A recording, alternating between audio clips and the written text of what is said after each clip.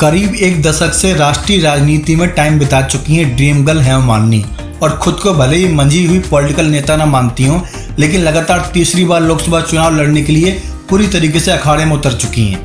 उनका कहना है कि प्रधानमंत्री नरेंद्र मोदी के नाम पर उनको वोट मिलेंगे, इसलिए मथुरा की लोकसभा सीट से वो 2 बार सांसद रह चुकी हैं और अगली बार भी सांसद बनने की पूरी तरीके से कॉन्फिडेंट हैं। हालांकि हेमा मालिनी हमेशा मथुरा में कल्चरल इवेंट करती हैं, राधा श्री कृष्ण को कैश करती हैं और हमेशा डांस नाच गाने बिलीव करती हैं। यहाँ तक कि होली में भी उन्होंने पब्लिक को अच्छी इंटरटेनमेंट वाली performance the, but politically field में क्या करती हैं ये अलग बहस का विषय है। हालांकि योगी के बनारस में इलाहाबाद में अच्छा काम करने के बाद उम्मीद की जा रही है अगली काया पलट हमेशा मथुरा की होने वाली है और जिसका पूरा फायदा हेमा मालिनी को होगा। इसलिए हेमा मालिनी चाहती हैं कि इस बार वो मथुरा से सीट लड़ें।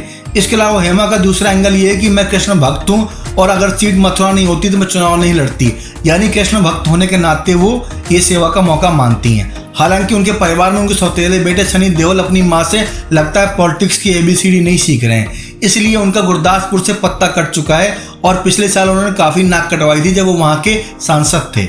सनी पाजी ने संसद में अपने लोकसभा क्षेत्र में दोनों जगह पर अपनी गैर मौजूदगी से काफी फजीयत करवाई है और इस पूरे मामले में हेमा मालिनी कोई भी जवाब देने से बचती हैं। हालांकि वो कहती हैं कि उनको बीजेपी का जो सपोर्ट मिला है वो धर्मेंद्र की वजह से मिला है, बिकॉज धर्मेंद्र हमेशा से बीजेपी के प्रो रहे हैं, इसलिए उनको सीट मिली। और जब भी वो नेतागिरी में हमेशा पॉलिटिकल कैंपेन में बिजी रहती हैं, धर्मेंद्र पूरा घर संभालते हैं, इसीलिए वो इतने सालों से राजनीति में सक्रिय हैं। इसके अलावा सनी देओल भी उनको सपोर्ट करते हैं। हालांकि दोनों ने कभी एक साथ मिलकर चुनाव कैंपेन में हिस्सा नहीं लिया और जब अयोध्या में श्री राम प्रभु के मंदिर का शिलान्यास हुआ था वहां भी हेमा मालिनी पहुंची थी, प्लस सनी देओल पहुंचने वाले थे, बट दोनों की मुलाकात का कोई एंगल नहीं बना।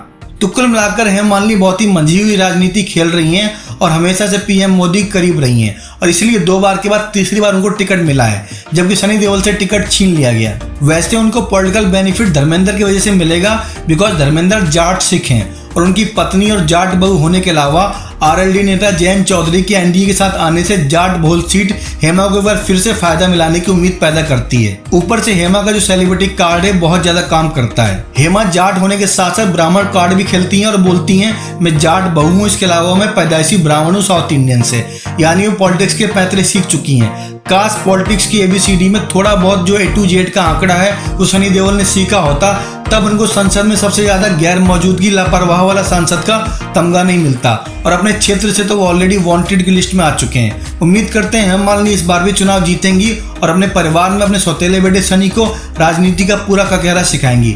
बाकी आप कमेंट बॉक्स में बताइए आपको क्या लगता है, क्या सेलिब्रिटीज को राजनीति में आना चाहिए या फिर उनको पॉलिटिकल कैंपेन से दूरी बनाकर रखना चाहिए जैसा बाकी एक्टर करते हैं।